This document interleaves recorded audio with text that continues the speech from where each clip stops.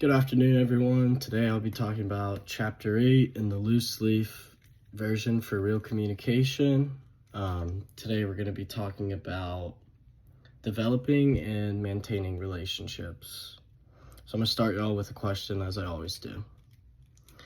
Think about your closest friendship or your closest relationship. What would you say makes it strong, and what would you say has made some relationships fade over time? So, in saying this, we build relationships every day, whether it be with friends, with professors, with romantic partners, with coworkers, just with anyone. However, these relationships do, in fact, take effort and also take communication. Today, I'll be talking about how we form relationships, we develop relationships, and how to keep relationships healthy over time.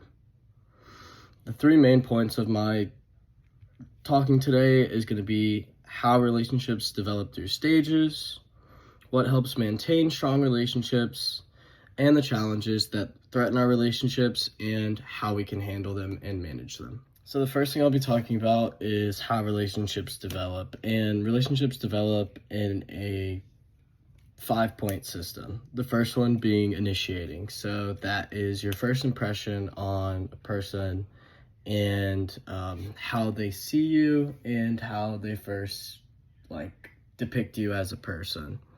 That can also be just small talk, talking about sort of nonsense in a way. For the first time speaking to someone, that could genuinely also just be your first greet to them, like how you approach them, whether it's like, yo, what's up? Or it's, hey, how are you doing today? Which is more of, I guess, a professional way to approach someone. Second being experimenting. So that is you actually speaking to the person, finding common ground, finding what is similar about y'all and what is very different about y'all, and just simply getting to know a person. The third one being intensifying. So that is sharing your personal information. So actually talking about your personal life and things that have affected you, and things that are in the past and things that are also in the future. It really helps to shape that emotional connection that you want to have with someone that you're going to have a relationship with. The fourth one being integrating. So that is simply changing the ideas of it being I say this, I do this, to we. So in a relationship, in my eyes, I believe it's not I and I, it's we. And then the last one being bonding. So that is creating that sort of public commitment where people see that person as your right-hand man, or see that person as your partner, or seeing that person as just a very close friendship. And lastly, the communications role in developing these relationships is through what we know as self-disclosure. So that is sharing your own personal thoughts and sharing your own feelings. However, we need to make sure we can maintain a balance of doing this, because revealing too much too soon, or revealing too much in general, can backfire very quickly. And this 5-stage model is known as the NAPS model.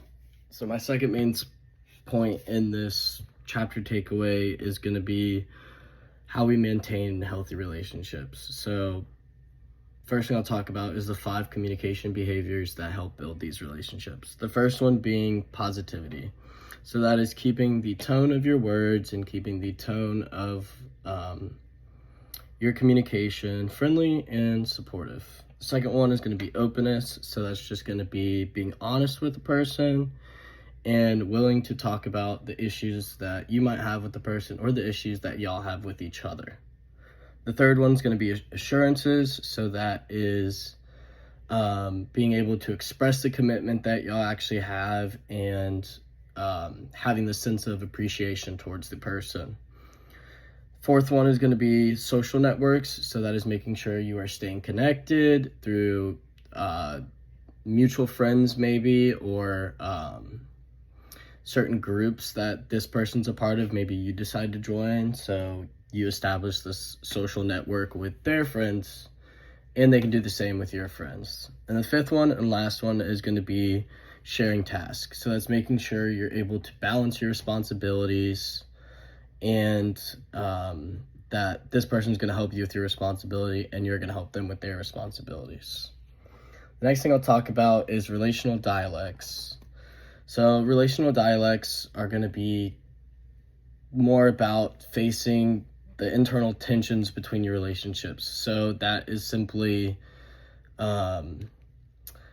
autonomy versus connection would be one, and openness versus privacy would be another, and novelty versus predictability would be another. So for autonomy versus connection, it's going to simply be independence versus closeness. So independence can be, you can do this on your own, while closeness would be locking the door, nobody's helping me.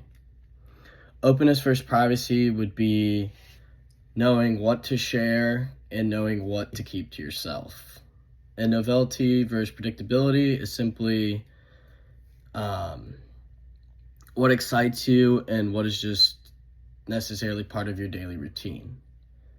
So all of these can be, all of these can help manage relationships through communication, and we have to make sure we do not eliminate them. The last point that I'm going to talk about today is the challenges and repairing relationships. So the first thing I'll talk about are the common challenges. So the common challenges of relationships can simply be misunderstandings, jealousy, unequal effort, and simply just one person putting in more than the other. And also just these emotions that all people have, and they have to figure out how to use them and combat them in relationships. So one thing we can talk about is conflict management strategies. So that's using I statements instead of blaming. So instead of blaming a person, you're saying, I disagree with this, rather than saying, this is your fault. It's also very important to make sure we are listening actively, as I spoke in the last chapter about, before reacting. So you're actually listening and interpreting what they're saying rather than hearing, and as you're hearing it, making a defense just based off what they said. And simply, a third one would just be seeking compromise rather than control. So not trying to be the, just not trying to control the situation, but actually trying to compromise and lead to a solution. Third thing I'll talk about is the role of communication in repairing relationships. So again, we have to make sure we have healthy communication, because that can help us rebuild trust and deteriorate conflict. And another thing would be being able to apologize, being empathetic, and having consistent effort in our daily life and our daily communication to make sure that we are able to repair these relationships and keep them going. And to conclude my chapter takeaway, today we talked about how relationships develop, how to maintain these relationships, and how to manage challenges that might affect our relationships. Now, chapter 8 really reminds us that relationships are living systems. They grow, they change, and they need certain care, and they need certain, you have to have certain thoughts, and you have to really think about it in order to not cause an internal conflict with yourself or an external conflict with others. Now, the key to these relationships is good communication. Now, good communication isn't just about talking. It's about being able to connect, listen, and showing respect to what is being said. Understanding, putting yourself in the other person's shoes, and understanding what they're saying rather than combating to what they're saying right away. Now, my closing thought is going to be this. Whether it's a best friend, a relationship, or a partner, the effort that we put into communicating really shapes how our relationships are and helps to either improve or deteriorate the quality of our lives. So in the case of my profession that I want to be, I have to maintain these relationships with my clients, and I have to make sure that my clients know that I'm listening and know that I'm hearing them out, and that I'm putting myself in their shoes in order to make sure that my client is respected and I maintain a good relationship with my client so that overall I can win a case. Thank you all so much for your time, and I look forward to seeing you all for Chapter 9.